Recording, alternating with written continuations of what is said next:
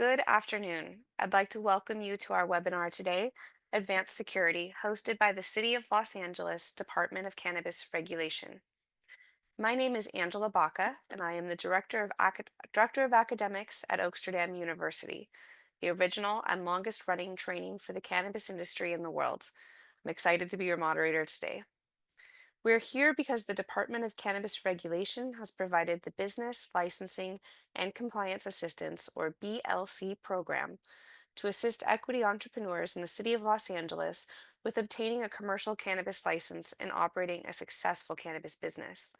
Please visit cannabis.lacity.gov for more announcements on the ever improving BLC program, for live webinars with different subjects and experts, checklists, worksheets, and other management tools you can download and use, links for accessing expert consultants in the BLC coaching program that connects applicants with seasoned cannabis subject matter experts.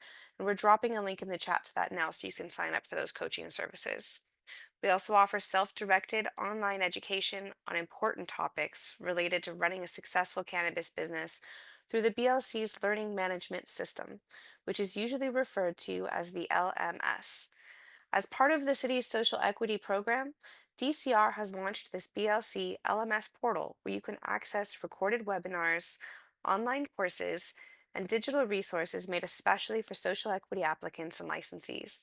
I highly recommend that you take this course and explore the LMS if you've not done so already. Before we get started, let's take a moment to review some housekeeping rules. Please note that this webinar is being recorded and can be viewed after the editing process on DCR's website in the LMS I just mentioned. You will be muted with cameras off for the duration of the webinar. This means that your camera and audio functions will not be available during this session. However, you will be able to see and hear all the experts. There's an open chat box where you can interact with one another for networking or comment on the information. Please use caution when sharing personal information in a public forum and keep your questions focused to today's topic. Please do ask questions about today's subject in the Q&A box. We're gathering and responding to your questions throughout the presentation, and we'll have a dedicated Q&A session in the last few minutes of today's event. You're encouraged to utilize that Q&A box at the bottom pane of your Zoom screen anytime. Finally, please note that today's content was not created by the Department of Cannabis Regulation or the City of Los Angeles and is for informational purposes only. This information is subject to change and does not replace or supersede the Los Angeles Municipal Code nor constitute legal advice. If you have specific questions outside of today's topic, please call 213-978-0738 during business hours, Monday through Thursday, 10 a.m. to 4 p.m., to speak to a DCR representative. Now it is my esteemed pleasure to introduce you to today's subject matter expert, Chris Eggers. Chris Eggers was a law enforcement officer for over 12 years in Oakland and San Francisco. He received extensive training from the Police Officers Standard and Training, or POST, regarding cannabis consumption, regulation, and compliance. Chris is unique in that he has direct experience advising dispensaries that become major theft and break-in targets during periods of social unrest. He consults with cannabis operators daily on their security, facility design, policies, and procedures. Chris intimately understands the burglar and robbery mindset and has a demonstrated history of effectively preventing criminal activity utilizing various design principles, security protocols, and operating procedures. Chris spent an extended amount of time working undercover for the Oakland Police Department, and this experience allows him to understand security deficiencies and create security plans that minimize operators' exposure to theft. Chris interfaces with multiple law enforcement agencies as part of the permitting and licensing process in cannabis and is abreast of all the current regulations and procedures required of cannabis operators in California. So let's welcome Chris Eggers, and please start your presentation. Thank you so much for having me. Okay, let me screen share.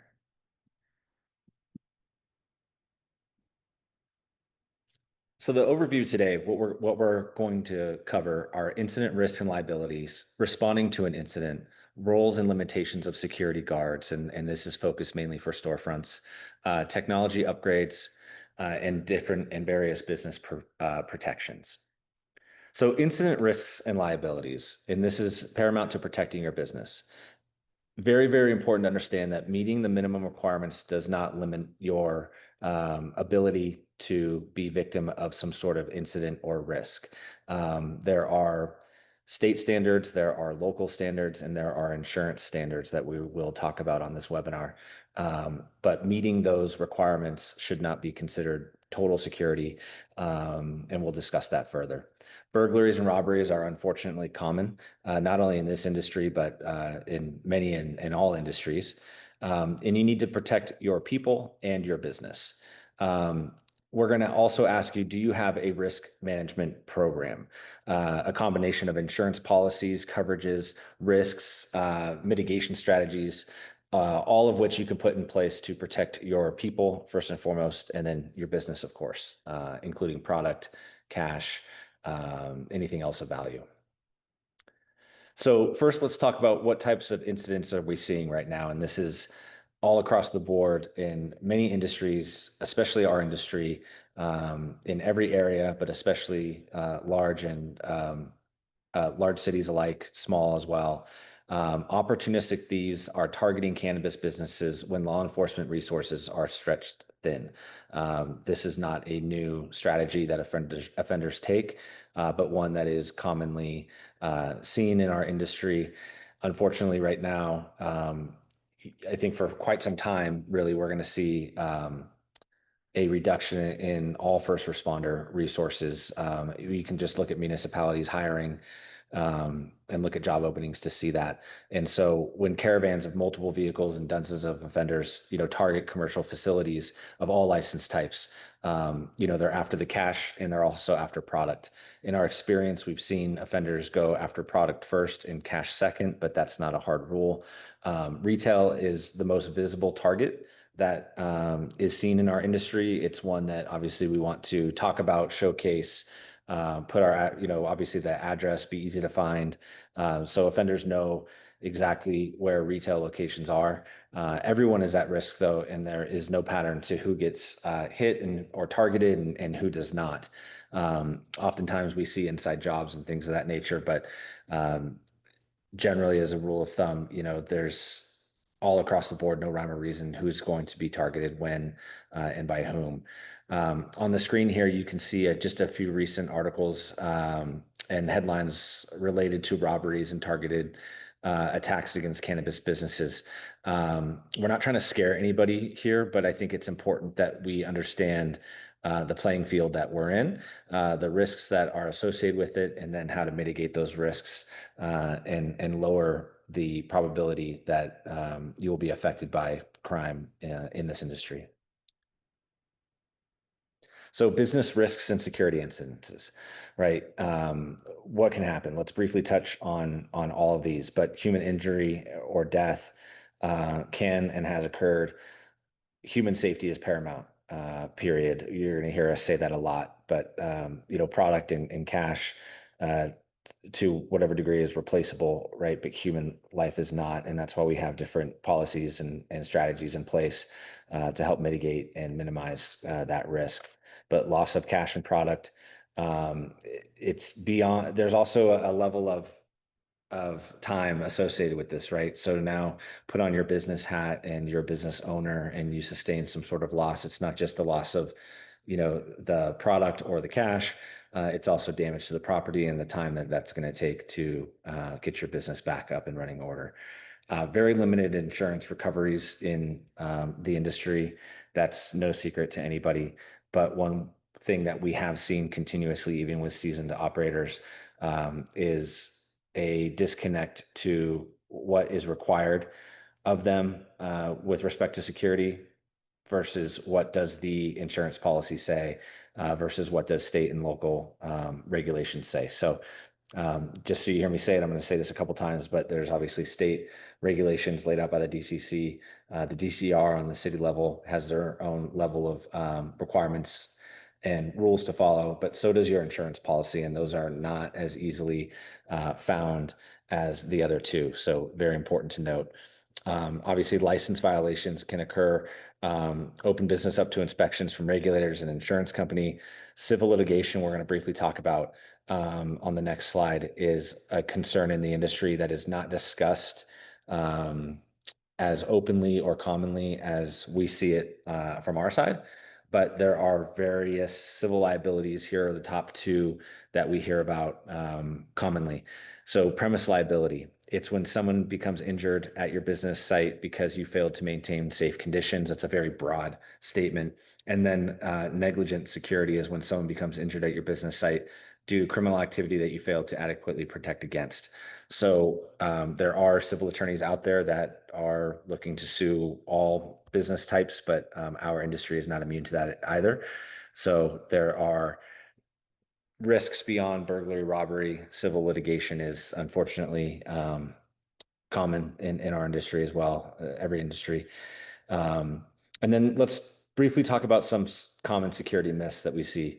And this is not to knock any particular group, but one of the biggest myths is that if I call the police, they're going to come right away. And in certain cities, that is just not the case. Uh, I won't pick on any particular city, but in Northern California and agencies that I've worked for before, there are calls for service that go pending based on resource issues um, that are within or outside of the control of the responding officers. So it's important to note that there could be a delayed response time in response, depending on what's happening elsewhere in the city.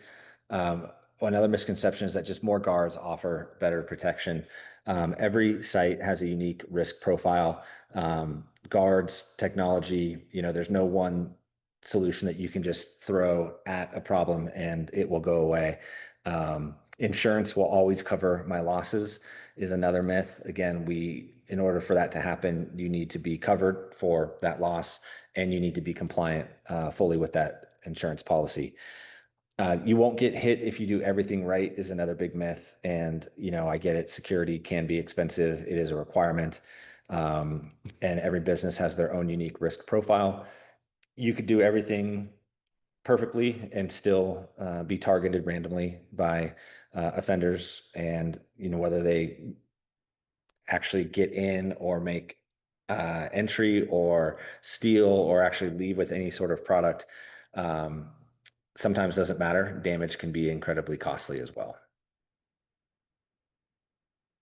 So now we're going to talk about responding to an incident and how do you prepare for that. So preparation for an incident is the best defense. And in order to prepare for an incident, we need to know generally what types of incidents can happen. And we're going to establish a couple bullet points on the next slide about SOPs that every business should have.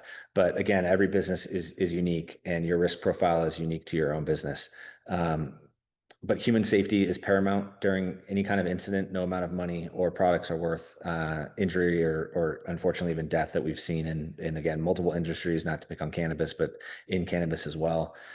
And then certain steps must be taken directly after an incident, such as reporting to law enforcement and regulators, depending on exactly what occurred.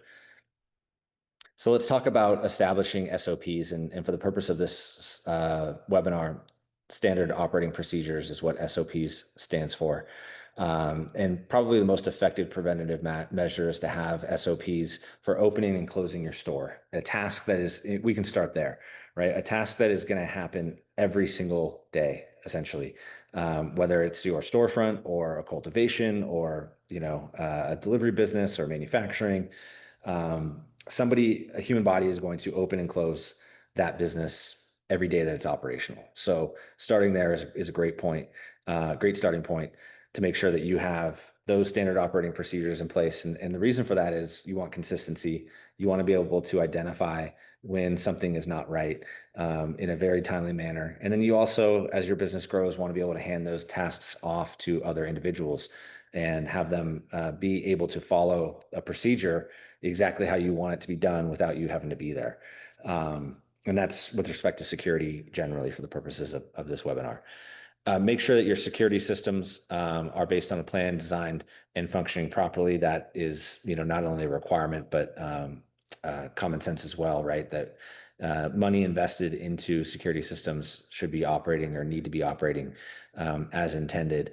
And so that goes back to I think we're going to talk about this in future slides, engaging with vendors and understanding exactly what you're getting for what you're paying for. What's common in the security space, because security is not a revenue generator, but a requirement, is that we've seen folks want to just do the bare minimum, and then they realize once their store is open that, oh, my business actually needs a little bit more. Um, and I didn't prepare for that. So it's really important to kind of think those things through early on, so that you don't have to redo any work, and then create an emergency management plan, um, and then follow and practice that plan. Um, so there should be, specific places for security incidences, right? Let's say whether it's a fire or an earthquake, as an example, would live inside an emergency plan. And there's, as we've discussed and will continue to discuss, targeted attacks on cannabis businesses that we see very commonly. And again, not just this industry, but all industries. And so if your business plan has not experienced a burglary or robbery, you can still create a plan that is based on your own unique set of circumstances and risk profiles.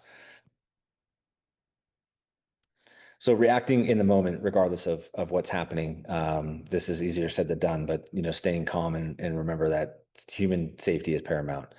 Um, if this slide is specifically tailored to an active offender, but cooperate, don't try to fight or bargain, do everything you can to have this incident end organically as quickly as possible with the least amount of disruption, and notify law enforcement when it's safe to do so. We're going to talk about what to expect once law enforcement is notified, and then you're obviously going to have to notify regulators as well, across the board on the city level and on the state level. Um, we have seen active robberies in cannabis dispensaries. They can be very stressful situations, difficult to focus on the details of what's happening, but try to remember as much as you can. That's going to be helpful after the fact. So what happens next? Once you are certain that you and your staff, your customers, all the people involved are safe, and you as a business owner need to shift, then your focus to the post-incident actions that will preserve your business. Um, we want to start to debrief, but first, you need to contact law enforcement when it's safe to do so, so that they can begin to investigate. Try not to touch the store, move things around, et cetera, et cetera. There's going to be a need to assess damages at some point as well, but wait till law enforcement is on site. And then you want to also contact your insurance company. When you contact your insurance company, it's going to be incredibly important that you provide as much information as possible when you're able to do so, starting with a police report, responding officer's name, the jurisdiction, the amount of loss, the amount of damage. Again, this is going to be directly dependent upon your specific insurance policy. They're not the same for everybody. And depending on what's covered is going to lead you down different paths, and what type of insurance you have. But this is the basic documentation that you're going to want to provide to your insurance company as quickly as possible. And then you should report the incident to regulators as required within 24 hours, the DCR and the DCC. Prepare to provide law enforcement with additional statements or evidence. One of the common ones would be video surveillance that they're going to ask for. Again, a requirement, as we know, but 90-day storage is a requirement of the state regulations and the DCR. And make sure you document all of your interactions with law enforcement. And that doesn't just go for law enforcement. Anytime I work with or interact with a government entity, whether even if it's the DMV, right? I'm talking to somebody at the DMV. I want to document that name, that interaction, as much detail as possible for future reference. I can tell you in law enforcement, movement happens pretty common, and it can happen last minute. It can happen with no notice. You may not be notified that your local captain or resource officer is moving, and last week they told you something, and this week it's a new person that you're interacting with. So really important to keep detailed notes of who you're interacting with, what those interactions are about, and that goes across the board, not just for law enforcement, but any government agency that or entity that you deal with. It just starts with being organized and being able to reference it at a future date if that's helpful to you. So making an insurance claim, and let me just say this again. There are specific requirements that are unique to each individual insurance policy that spell out exactly what the requirements are to be compliant with that policy. If you are not compliant with that policy, then you may not be covered to the degree that you think, even though you're paying your premium every month. So, really important to work with an insurance professional who's transparent and can help direct you to these requirements. I will give you, I think we're okay on time, but I will give you a quick example. Um, we were aware of an organization. They were not our client at the time, but they sustained a burglary during moments of civil unrest and low law enforcement resources. They sustained several $100,000 in loss, but were not compliant with their insurance policy. And they did not recoup that full amount. They recouped barely a fraction of that because of noncompliance with specific locks that were required to go in certain places that were not in the city regulations and not in the state regulations, but were a requirement of that insurance policy. So, really important to make sure that we understand what those are. And again, those are going to be unique to you and in your business. So to file a claim, back to the slide, you will need a police report. Insurance, you need to notify obviously your insurance and insurance policy to evaluate the security requirements as we discussed. You want a photo and provide video footage as needed or required. Receipts related to any kind of lost or expenditures. This extends to damage, right? Front doors. We're going to talk about some common issues that we see in the industry, but one of them, as we know in large cities and LA included, is utilizing vehicles to make entry into buildings. So, replacement of doors is expensive, could be very expensive. So make sure you maintain and retain all of those receipts. Um, Multiple documents to the insurance adjuster as required. They're going to come back with, more and more info that they may need. So this is probably not going to be, done through email or one phone call. It's going to be an ongoing process until all of the documentation is received that they need, and that target may move from time to time. And they may also want to see your SOPs and security training manuals. These are things that you should have readily available. These are living, breathing documents for any business. And again, really important that you document everything. Create your own log of every interaction with your insurance company, who you spoke to, every email, every phone call, and every inspection, because an inspection will likely occur.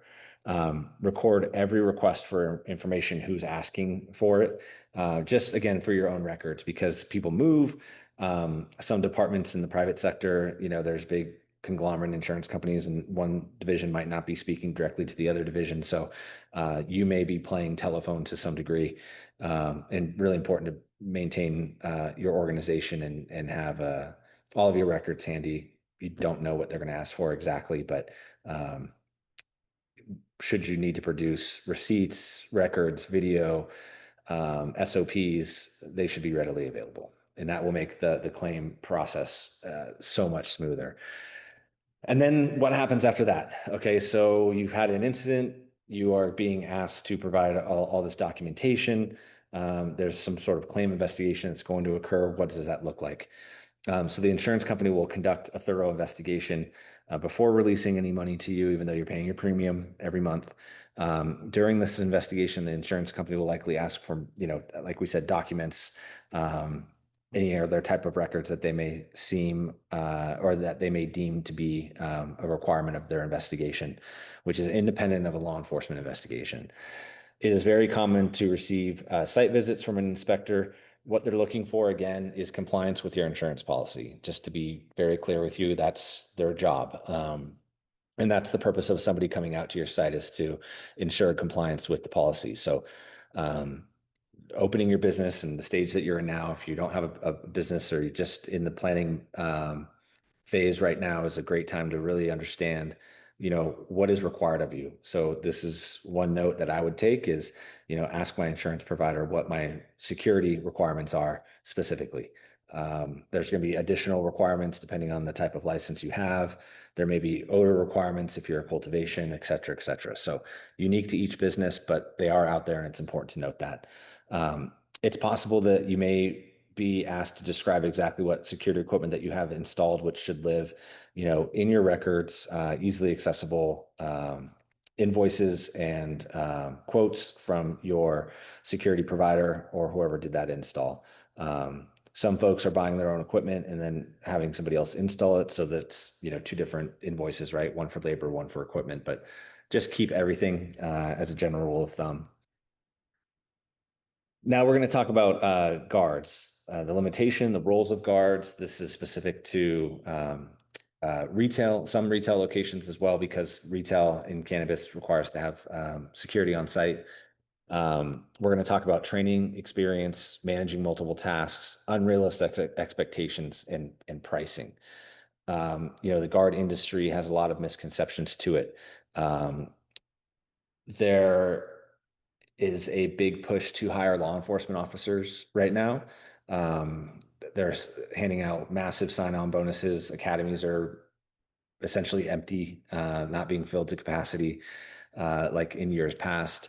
And then we have in between, we have this industry of security guards, some of whom have been career guards and some of whom are using that as a stepping stone to get into law enforcement, perhaps.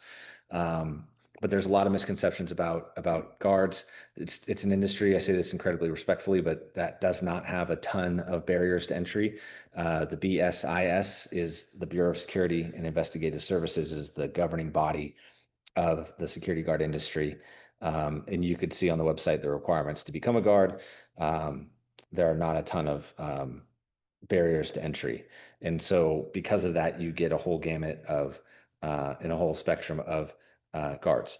So that directly lends to pricing, but also touches on realistic expectations and what you hope to achieve from the engagement of that particular vendor. Hiring more guards is often a gut reaction when something happens, but may not be a long-term solution. Um, it is probably not the most cost-effective approach. It does not address the root cause of an incident typically, and it may not actually deter offenders depending on the standard operating procedures and the type of vendor in place. Like any service provider, uh, the guard industry included, there are good vendors and bad vendors and a whole bunch in between. So vetting and asking the right questions is paramount. Um, and if you don't do so, you may be opening yourself up to unnecessary liability. We talked about negligent security and premise liability specifically earlier. And that does work its way into the guard industry, all industries. So important to note that because, again, guards are a requirement on certain license types, specifically retail. A question we get asked all the time, hey, armed or unarmed guards, right? It depends is the best answer we can give. Again, every business profile is unique. Every business has its own, budget. Let's start there, right? Amount of money that a business can afford to spend on security or security guards. Um, but you are not required to have armed guards, right? Doesn't say that in the regulations. Important to note that. So therefore, the right answer is specific to each business. Um, Guards can be a great deterrent, but we've seen guards be kidnapped. We've seen guards get shot at. We've seen guards get attacked. Um, Unfortunately, we see that in every industry, but we do also see it in the cannabis industry. So we can't answer for you, as a blanket statement, how many guards each business needs and should they be armed or unarmed. It really does just depend. To some degree, you own your guard's liability. It's important to vet the guards, the guard vendors, make sure they have the right insurance, and can provide a COI, which is a certificate of insurance.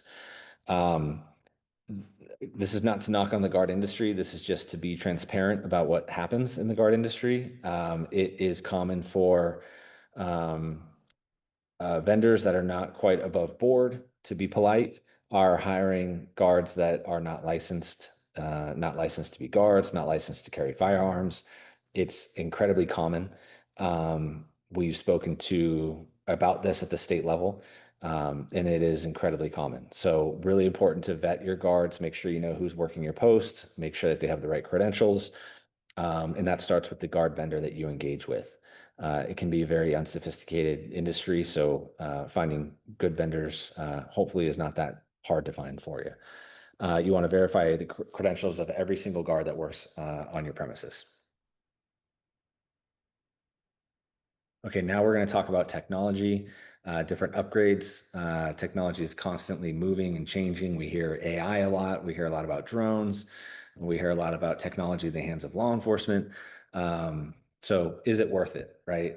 I can tell you right now, um, I want every one of you to be very picky about who you decide to work with because vendors will try to sell you equipment and services that don't comply with regulatory requirements or don't function as intended. This is a statement about the security industry generally. There's a lot of people selling things and not a lot of people solving problems. So you want to find the folks that are going to solve problems, make sure that you understand who it is that you're working with, who to call if something goes wrong, and that there's a process in place to make sure that what your engagement looks like is actually coming to fruition, right? There's install agreements, there's service agreements, there's repair agreements, there's different warranties that are in play. Really important to vet these vendors and make sure that you're working with somebody who's completely above board and is going to fit the needs of your business, which is going to be specific to you. So that way you can make an informed decision. So you can weigh the potential benefits and additional costs because security can, like anything else, start very low and you could spend to the moon. Very briefly, we're going to talk about some camera specs. The bare minimum camera resolution is 1280 by 720 pixels. There's a requirement for 24/7 recording at a minimum of 15 frames per second and failure notification as well. 15 frames per second is the bare minimum. So one common thing that we've seen in cannabis specifically is folks looking for just the bare minimum, and then they get that and realize that their business really needs a little bit more. So now they have to go back and to some degree recreate the wheel, spend additional money. Time as well is a resource that is not typically accounted for within business, especially startup businesses. As founders and co-founders spend a lot of time and sweat equity building their business, but one that does directly affect the resources that you have to put in place. Um, Entry points need to be covered anywhere where that cannabis is handled, essentially. Limited access areas, security rooms, and storage devices also need to be covered by video surveillance, sometimes referred to as CCTV. Um, you can always get cameras that have higher resolution, more cameras, but strategic placement is key as well. On this next slide, we're going to talk about different camera types that you're going to see, and this is intended to help you understand what you might be looking at on a proposal from an installation group. So on the left to right, we have dome cameras. We have cameras with 180 degree of field of view. Fisheye cameras typically live on a ceiling. They're great for safes and vaults where walls and storage is typically, covered all the way up to the ceiling. And then PTZ cameras or pan tilt zoom cameras, as they're called. These cameras can be moved around remotely, zoomed in, et cetera, and typically are for exterior surveillance and situational awareness. When designing your space, you will likely engage with a vendor, like we talked about, to help you select and place your surveillance cameras. When you're reviewing proposals, and you should obtain multiple from camera vendors, you'll want to ask them and explain why they selected a certain camera that they use. The reason we suggest people ask this question is there's a lot of people out there selling a specific equipment because of how much commission they get after the fact. So you want to make sure again that you're at least understanding, which it may not always be a bad thing, but because it may be the right solution for your business, but you want to at least understand, hey, how did you come to this solution versus another solution? Typically, though, I can tell you it will be based on the client's budget and what they can afford to spend at the time. Meeting minimum requirements is a must, but is not considered complete and total security. Oftentimes, exceeding the minimum requirements is beneficial to your business. Again, the minimum requirements are set forth by the state and the city, but are considered the minimum requirements for a reason. So make sure that if you're spending more money on security, it's worth your while and solving a problem that you have and providing you with the right solution. You're required to have 90 days of storage as a minimum. It has to be immediately available, date and time stamped, and ready access as well when asked for um, by regulators. One of the things that we want to talk about here on this slide specifically is related to vendor codes. So Here's a unfortunately far too common thing that we've seen in the security industry generally is vendors handcuffing or forcing their clients to stay engaged with them by means of holding on to master access login credentials, right? Whether it's access control or video surveillance or burglary alarm, you want to own and control those once you've paid for it. You do not want your vendor to be able to some degree hold you hostage, and that's something that we see not just in cannabis to be specific, but the security industry generally. So something you definitely want to get ahead of. Storage upgrades for remote access, redundancies, searchable footage. Um, this lends itself directly to what type of video management software you have. If you are in an environment, which we're going to talk on the next slide, if you're in an environment that's going to be looking through video often or commonly or daily, that's something that you want to understand is going to be time consuming and either tasked with yourself or somebody else within your business that you're paying. And as technology evolves, there's hardware and software out there that can minimize that time down to fractions of a second, especially considering the use of AI and the development that we've seen. So um, it could be particularly useful to your business. Another thing we want to touch on is false alarms. Offenders have been known to make false alarm calls in an attempt to get the owner of the business down there. So I can tell you from my own experience, my father was a jeweler, had access to jewelry stores, and I remember getting calls, or the house would get calls sometimes, and it would be the alarm company saying the alarm is going off at the jewelry store that he had access to. So he'd call the alarm company back, verify that alarm, and oftentimes it was false. So it was somebody trying to lure him to the store to probably stick him up and force him into the store. So that does happen again in every industry that's got products of value, but also in cannabis, that's something that we've seen. So you want to also make sure that you have the ability to remotely look at your facility. That's one way to combat that, and then also verify alarms with your provider. And they should be calling from one dedicated number to make it super easy for you to understand. Storage, viewing, and playback with controls. The cost of this varies. There's analytic capabilities that can add to the cost. Now there's artificial intelligence that can be added to the cost as well. You want to determine the monthly cost for your security systems as a core component of your financial planning as a cannabis operator, right? So this is a forward-thinking statement, but what costs am I going to accrue as a business owner that are going to come at me every single month with respect to, for this webinar only, security? What is that cost going to look like? That's my video management software that captures the camera feeds. It may allow you to rewind and fast forward or search for a guy with short hair, a beard, and a black shirt specifically, or somebody holding a cell phone or a water bottle. AI can do that for us now. Maybe applicable to your business, maybe not. A lot of these features are built into the video management software, and they come out of the box in many commercial systems. This slide, we're going to discuss security system analytics. Analytics identify specific movements at which you are alerted as a stakeholder. So a door opening, a door closing, two people entering one door, but only one person presented a badge. They can be costly, but also highly beneficial if used properly. And again, a lot of commercial systems have analytics built into their systems and their VMS right out of the box, and is not something that's going to be an added cost. It really does just depend, though. In a retail environment, maybe you want to be alerted when somebody's standing too close to an ATM machine for too long, or somebody falls on the floor.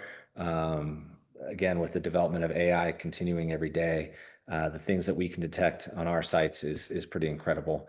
And the goal of it is to add value, with respect to security, but in a retail environment, you can use these things as well on the business development side. So You may want to see a heat map of your store and see where customers, as soon as they walk into the store, do they go left, do they go right? That might help you set up a certain kiosk or display products in a certain manner to create more efficiency. So these things can be used outside of security, which is really cool, and could be absolutely beneficial to your business, especially retail business.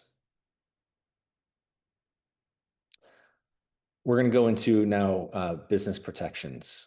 What does that look like? Let me just start by saying that the insurance policy probably and likely will not pay out if you haven't met your requirements. We've talked about that a few times. So, another example that we have is somebody who came to us after they got targeted, and we did an insurance policy review for them. That was one of the first things we did, and then a security assessment. And reading through their insurance policy and looking at what they had installed at their facility, it was very clear, unfortunately, to us that they did not meet the requirements of that insurance policy, and that's exactly what the claim investigation found. They were required to have a multi-point locking door at a specific place within the facility, and they did not. And that was what the insurance company used to essentially not pay what this business thought that they should recover from that loss. Um, Vendor contracts as well determine price, terms, conditions, warranties, scope of service, and what will happen post incident. These are questions that you should ask any vendor that you engage with. Um, Business protections set up by the state are not the same as the ones set up by your insurance policy. Cannot be more clear about that. I've heard far too often from even seasoned cannabis operators that, because they were signed off by the city, they assumed that they were compliant with their insurance policy, and they found out that that is not the case. So, the DCC, the DCR, local municipalities are not looking at your insurance policy. They're certainly not looking at the requirements of that policy. They may look and ask for a COI and see what kind of insurance you do have, but their job is not, to be super clear, is not to ensure compliance with your policy. That falls on you, the business owner, solely. So what will insurance cover, right? Well, different types of insurance cover different types of losses. Um, it's an incredibly large and difficult world to understand, in my opinion. Insurance policies absolutely vary business to business, and there's oftentimes multiple different policies to cover one business from multiple different underwriters and carriers. That's really common, believe it or not. And so you aren't just automatically covered because you have insurance and you've been up to date on your premium. Really, really important to again understand, and I'm sorry for repeating myself, that compliance with that policy is paramount in order to recoup any type of loss from that insurance policy. Um, and in order to find who's right for you, ask around, get referrals, but work with somebody that's aware of what those requirements are. Um, Not every insurance professional out there deals with cannabis and may not be aware exactly what they're even, selling you. So really important to work with somebody that's super aware and knowledgeable about what a proper insurance policy should look like and how to be compliant with those requirements. Almost every insurance policy has what's called exclusions. We've talked about requirements, but what's an exclusion? So an exclusion is something that is specifically not covered, or an act that the business may take that is not covered. So I'll give you an example from a security perspective. There's policies out there in the security guard world that say, hey, you can be an insured guard company, but you cannot work at specifically fast food restaurants. Or you can be a insured guard company, but you cannot work with celebrities. That is a non-covered action. So really important to note and understand that there may be exclusions that live within your policy. You need to know what that looks like. Exclusions are not covered. So if you engage in that activity thinking that you're covered from your insurance policy, that could be a very difficult lesson and expensive one to learn. So asking a lot of questions at the beginning is a way to really help mitigate these risks. Um, we'll talk about more insurance policy requirements, but we talked about doors specifically as they relate to insurance policies. What's tough for some folks is on the build out of a store, meeting all of the requirements necessary. can be incredibly difficult. Why is that? Well, because there's looking at doors specifically, there's all kinds of requirements. There's fire, ingress, egress, and then ADA, Americans with Disability Act, is a huge one that people we've seen learn way too late in their build out that they didn't plan for, um, because they were chasing on this specific requirement over here, but not being fully compliant with, let's say, ADA requirements over there. So doors specifically are often targeted, right? It's common sense to know that that's the one of the main entry points to a facility, and they can be surprisingly expensive, especially if you have to meet different requirements, whether it be ADA, fire, insurance policy, multi-point locking doors. Doors can range from a couple thousand to, we've seen doors that cost upwards of 20,000, depending on the circumstances. May not be applicable to everybody or anybody here, but just important to note because as we continue to see an uptick in targeted attacks against commercial spaces, but also spaces within the cannabis industry, doors need to be replaced and is a line item that operators sometimes don't factor in completely. So you may not necessarily have to prove your claim, but you will have to prove that your business operated within the requirements of that policy, that you weren't doing anything outside of uh, what you told the insurance company initially you would be doing. So back to the security guard example, right? Let's say we chose to engage with an insurance provider who said we could not operate at fast food restaurants, but we do so anyway. Something happens, and we try to, be covered for that, even though it's an exclusion and outside of our policy. We would not be, right? So even if we were compliant in every other category, does not matter. Um, so let's give an example, right? A real world example. A thief breaks into a cannabis facility to steal $100,000. The insurance company found that one of the exterior doors and one of the interior doors was supposed to be a multi-locking door system. And what that means is multiple points of locking. In this scenario, that's typically um, the door extending into the frame of that door in multiple locations, sometimes three, sometimes five, making it incredibly difficult to crowbar your way through. But because of this particular business had single locking doors, they weren't able to recover any of their $100,000 loss. And that was something that they learned, in real time, which was sad to see, right? So this is why we talk about it at length here. So people are very much understanding that there are these requirements that exist. They're very important. They may not be ever discussed outside of a webinar like this. They may never be in any sort of regulation you read on the city level or on the state level, but they're very, very real to any business owner, but especially and particularly in cannabis. This is a really important one as well, right? Vendor contracts, whether it be a contract with a security guard company, whether it be an installation contract or a servicing agreement, clear and well-defined contracts hold vendors accountable, protect your business from liability, and prevent denied insurance claims. Generally speaking, at a very high level, um, y- agreements often come in place when there's a disagreement, right?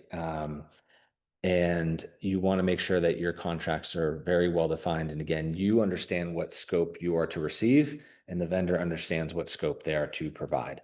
If there's miscommunication, that could be, an expensive or time-consuming problem to solve. So we want to get ahead of that early on. So let's provide an example of a contract that did not hold the vendor accountable. And this is an example related to after-hours video monitoring, where somebody met with multiple companies who claim, of course, everyone's going to claim to be the best. Many had limited insurance. Many had no allocation of risk. In one example, if they missed something or didn't provide the service they were supposed to, then there could be a $1,500 previously agreed upon payout, meaning they could not do their job. Your business could sustain way more than $1,500 in damage or loss, and essentially no recourse with that vendor. So reading the fine print is incredibly incredibly important. And when negotiating contracts, ask questions and get answers in writing. So I typically prefer email and to communicate through email for that purpose alone. That everybody has the ability to go back and look at what was said, look at what was suggested or provided, or an answer, whatever the case may be. But it's also an easy way for you to document things and find different documents related to that particular vendor. So whether it be the install or the guard, your contract is going to live within that in that email. You can also address non-performance, verify licenses, and have a single person managing, all of your vendor contracts, living in one place.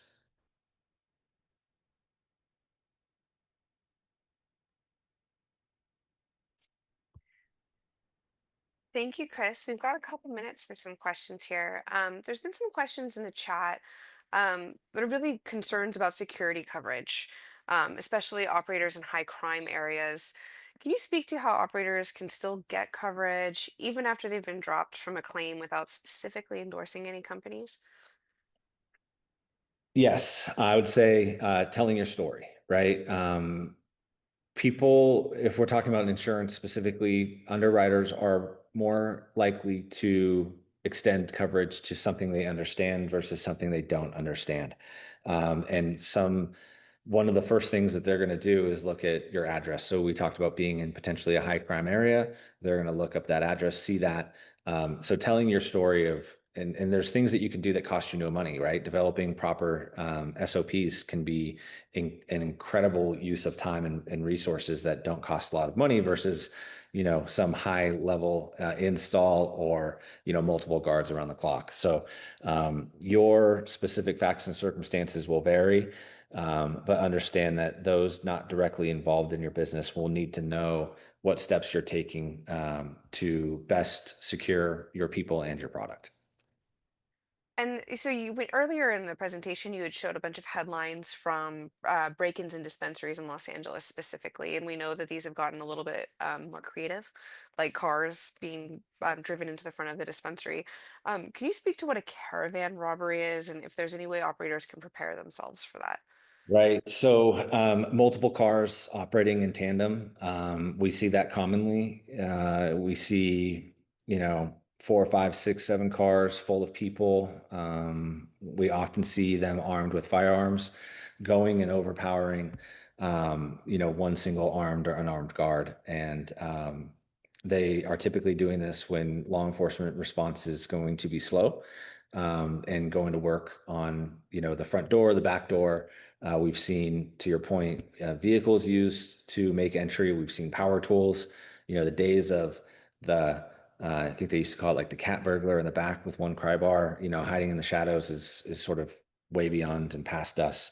And so we are seeing these multiple groups of people operating in tandem, using firearms, using power tools, using vehicles to gain entry. And they try to do it as quickly as possible and move around to different locations. So when one dispensary gets hit, typically multiple dispensaries are targeted. And I know you've worked specifically with dispensaries in the Bay Area and Los Angeles around social unrest. So when there's a large protest in an area where a dispensary is, the dispensary tends to get hit.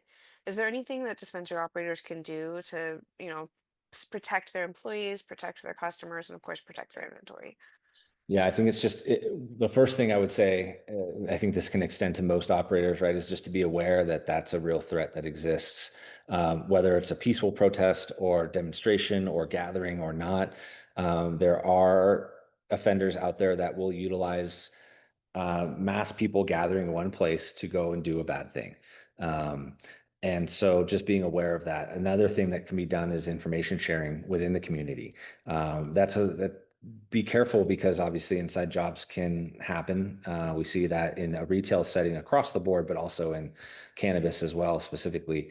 So it's important to understand who you're sharing information with, maybe only key holders or only business owners. But understanding that, that's a threat, it could happen. It's unfortunate, but it's something that does happen when mass people get together and large amounts of people get together. Um, and then having enough time to react, right, and deploy different resources. So we have clients that, will ask several days in advance for increased guard coverage for a week or 2 weeks. We talked about it not solving the problem, but a visual deterrence um, can go a long way with respect to guards, especially armed guards.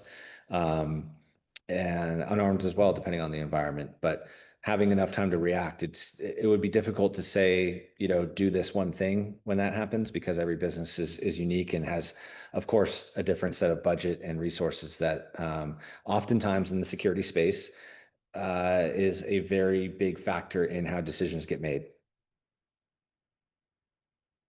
And are there certain times of year where the risk increases, like maybe during baseball games or events like that? And in particular, too, in Los Angeles, there's about to be 3 years of very large scale events from the World Cup, the Super Bowl, and the Olympics. Are these also times when maybe activity would increase?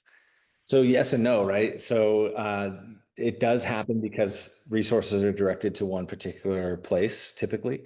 But in events like the Olympics, there's just so many resources that get thrown at it. Summertime, we in law enforcement typically see an uptick in burglaries and robberies, and then around holiday season as well. So Thanksgiving, Christmas, and New Year's. Uh, Historically, law enforcement will see an increase in crime. It's also, I'm a big proponent to say that, law enforcement tracks reported crime. Law enforcement does not track and cannot track unreported crime. So when you hear that, one that we hear oftentimes is auto burglaries are way down, when in reality they may not be down, they're just not being reported as much as one example. I'm not saying that's the case across the board, but that's why law enforcement statistics I've never been super one to really want to lean into because of the limitations of what they track. And I know there's a lot of concern, especially the way the California market is right now on expenses and budgeting. What is a reasonable percentage of operators' budget that they should dedicate to security? That's a difficult one to answer because to put a numerical value on an unknown revenue source would be super difficult. But I would say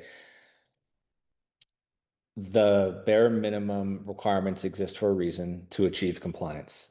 And once that is done, you are free to move forward. But we have never seen, I still have not seen one facility that's at the minimum requirement. And that is also what fits their risk profile. We can always do more with respect to security. Budget is certainly top of mind when those decisions get made. It would be near impossible for me to feel confident to put a numerical value on a security spend. I would rather say understanding what your risk profile looks like through the lens of a security assessment or security audit would be a great way to start. And you spoke a lot about video monitoring and said it's one of the alternatives to hiring guards. Can you speak a little bit more about new technology coming out in the security space and how cannabis businesses can utilize that to get better outcomes?